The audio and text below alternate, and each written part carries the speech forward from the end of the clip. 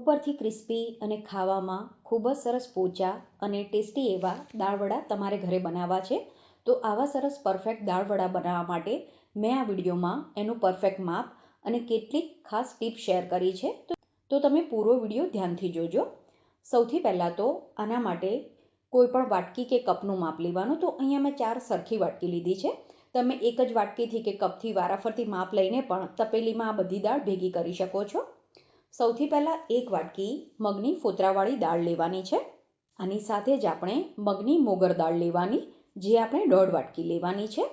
અને આની સાથે જ આપણે અડધી વાટકી ચણાની દાળ એડ કરવાની. ચણાની દાળ એડ કરવાથી દાળવડા ખૂબ જ સરસ બને છે. તો તમે ક્યારેય પણ આ રીતે દાળવડા નથી બનાવ્યા તો એકવાર જરૂરથી ટ્રાય કરજો. હવે આ બધી દાળને આપણે ભેગી કરીને પાણીથી 2 વાર ધોઈ લેવાની અને પછી આમાં નોર્મલ પાણી ઉમેરીને આને 4 થી 5 કલાક માટે પલાળીને રાખવાની છે. તો 4 થી 5 કલાક પછી દાળ સરસ રીતે પલળી ગઈ છે.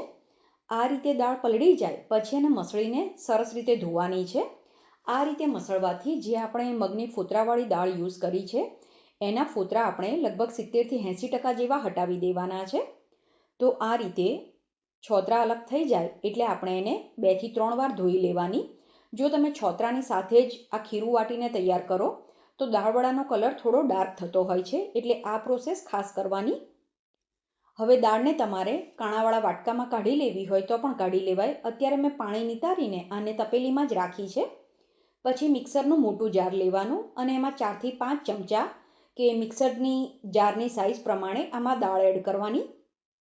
આની સાથે જ આપણે જેટલા પણ લીલા મરચાં નાખવાના છે એ બધા મેં આની સાથે જ એડ કરી દીધા છે. તો 8 થી 10 લીલા મરચાં નાખ્યા છે અને 1 ચમચી જેટલું પાણી ઉમેરીને આને આપણે પલ્સ મોડ ઉપર કરકરું વાટવાનું છે. આને વાટતી વખતે ખાસ ધ્યાન એ રાખવાનું કે જે ખીરું આપણે બનાવીએ છીએ એ લીસું ના થઈ જાય અને પાતળું પણ ના થવું જોઈએ. તો આ રીતનું થીક ખીરું વાટીને તૈયાર કરવાનું. ખીરું જ્યારે વાટીએ ત્યારે કોઈ દાળ આ રીતે આખી રહી જાય તો ચિંતા કરવાની જરૂર નથી. દાળવડામાં જો આ રીતે થોડી આખી દાળ ખાવામાં આવશે તો પણ એ ખૂબ જ સરસ લાગતી હોય છે. તો ફાઇનલી ખીરું તમારે આ રીતે જ વાટીને તૈયાર કરવાનું. ખીરાને જ્યારે તમે હાથથી ચેક કરશો ત્યારે આ રીતનું એક કકરું લાગવું જોઈએ.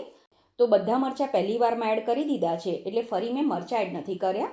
બીજી વાર વાટતી વખતે મેં થોડી કોથમીર એડ કરી છે. હવે આઉટર લેયર ક્રિસ્પી બનાવવા માટે આપણે ખીરાને તો કકરું વાટી લીધું, પછી એને ખાવામાં સોફ્ટ બનાવવા માટે હવે આ ખીરાને સરસ રીતે ફેટવું ખૂબ જ જરૂરી છે. તો તમે જો ઓછી ક્વોન્ટિટીમાં દાળવડા બનાવતા હોય તો તમે આને હાથથી પણ ફેટી શકો છો. અને જો વધારે ક્વોન્ટિટીમાં દાળવડા બનાવતા હોય તો આ રીતે હેન્ડ મિક્સર કે પછી જે સ્ટેન્ડ મિક્સર હોય છે એનો ઉપયોગ કરીને ખીરાને તમારે ફેટવાનું.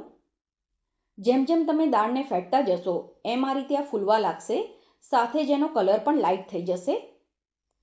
તો આ રીતે એકદમ સરસ ફ્લફી અને લાઇટ ખીરું તૈયાર થઈ જાય ત્યાં સુધી તમારે એને ફેટવાનું છે.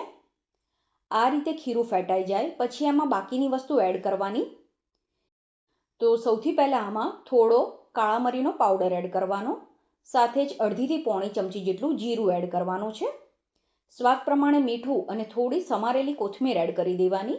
હવે હાથથી જ આને આ રીતે મિક્સ કરી દેવાનું અને સાથે જ તેલ પણ ગરમ થવા માટે મૂકી દેવાનું. તો ફાઇનલી દાળવડાના ખીરાની કન્સિસ્ટન્સી આ રીતની હોવી જોઈએ. તો ગરમ તેલમાં આ રીતે વડા બનાવતું જવાનું. જ્યારે તમે વડા તેલમાં એડ કરો ત્યારે ગેસની ફ્લેમ ધીમી રાખવાની અને બધા વડા મુકાઈ જાય પછી ગેસની ફ્લેમ મીડિયમ ટુ હાઈ કરી દેવાની છે. અત્યારે આપણે વડાને પૂરેપૂરા ફ્રાય નથી કરવાના. આ રીતે આ 50 થી 60% જેવા તળાય એટલે એને બહાર લઈ લેવાના અને આ જ રીતે બાકીના તળીને તૈયાર કરવાના. ફ્રેન્ડ્સ, તમને જો મારી રેસીપી પસંદ આવે તો રેસીપીને લાઇક જરૂરથી કરજો. અને તમે આ વિડીયો ક્યાંથી જુઓ છો, સાથે જ બીજી કઈ નવી રેસીપી શીખવા માંગો છો એ પણ મને કમેન્ટ કરીને જણાવજો.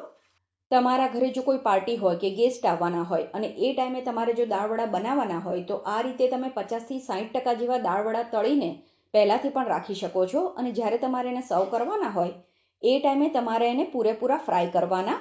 તો બીજી વાર જ્યારે આપણે દાળવડાને ફ્રાય કરીએ ત્યારે તેલને થોડું સરખું ગરમ કરી લેવાનું અને પછી ગરમ તેલમાં આપણે જે દાળવડા ફ્રાય કરીને રાખ્યા છે એને એડ કરવાના અને મીડિયમ ટુ હાઈ ફ્લેમ ઉપર આને સરસ ગોલ્ડન બ્રાઉન અને ક્રિસ્પી ફ્રાય કરી લેવાના છે.